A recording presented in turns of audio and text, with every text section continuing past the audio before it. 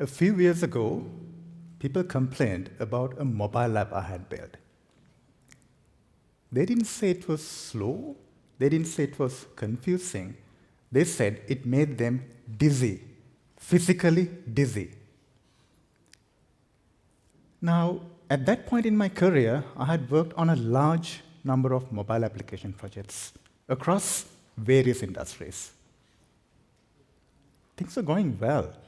Projects were shipping, clients were happy, and I had started to believe that I'm pretty good at this, perhaps slightly overconfident.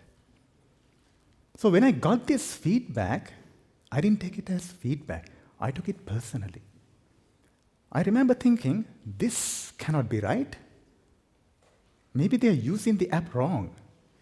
Because this mobile app had passed every test, every KPI, every review. By all professional standards, this was a success. But the more I looked into it, the harder it became to ignore. The app was doing exactly what we decided to do. And that's when it hit me. The app didn't fail, but our assumptions did. And the worst thing about assumptions is, they don't show up in test results. They only show up in people's experience. I realized this is not just limited to one mobile app. There's something much bigger here.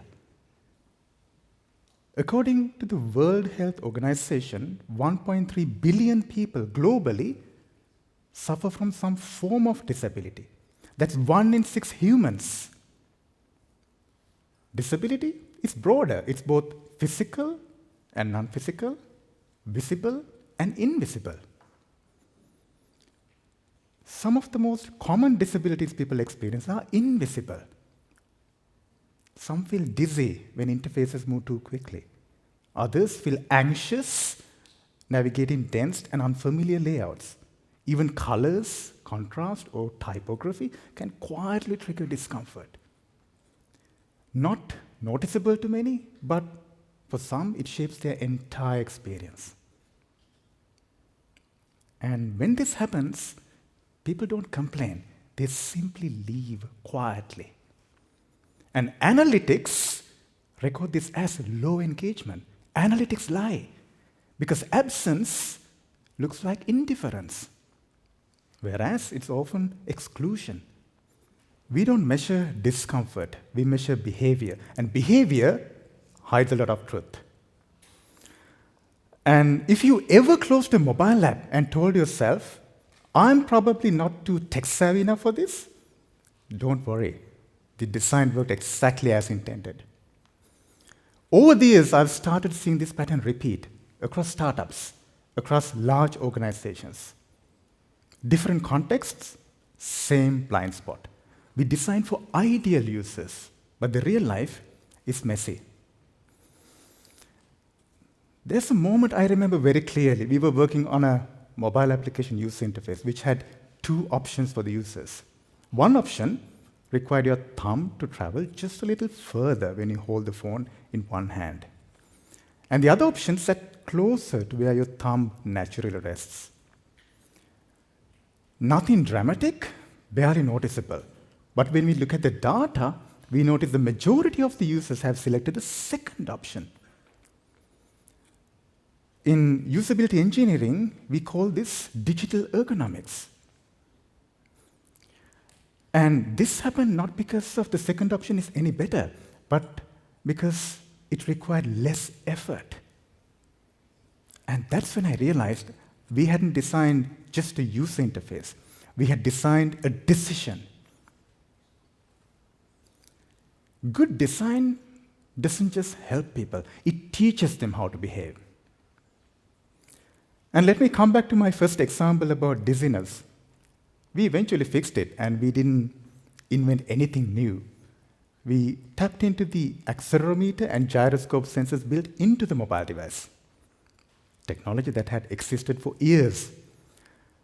We adjusted how the user interface responded to motion, and we tested the app with the same users again.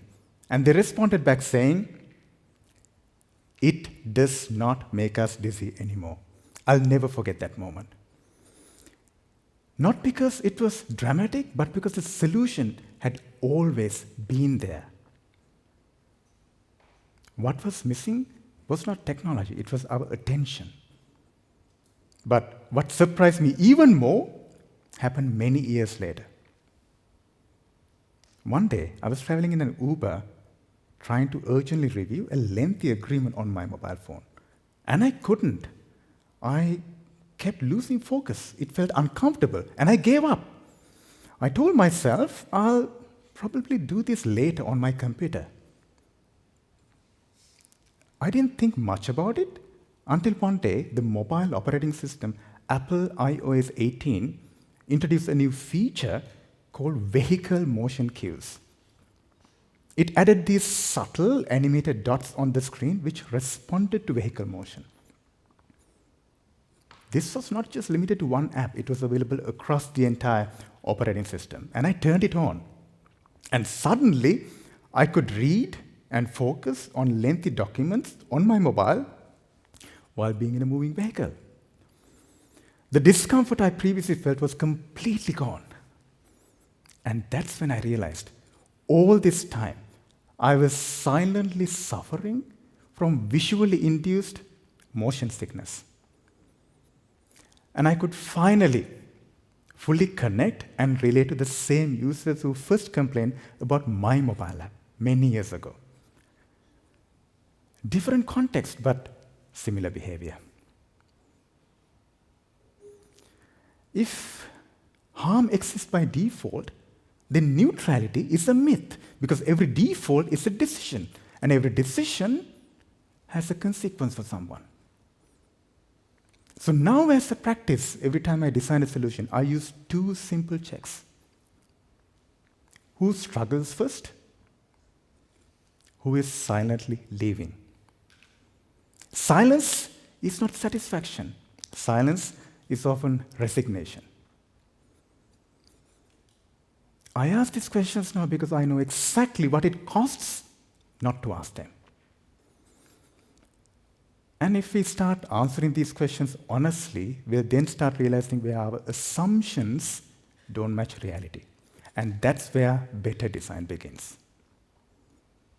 And this is not just limited to mobile applications and user interfaces. It applies to how we design our services, our policies, our workspaces, and everyday interactions.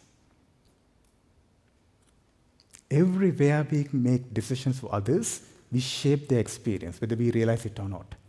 So the question is not whether design has power. It does. The question is, are we willing to take responsibility for the assumptions hidden inside? Thank you.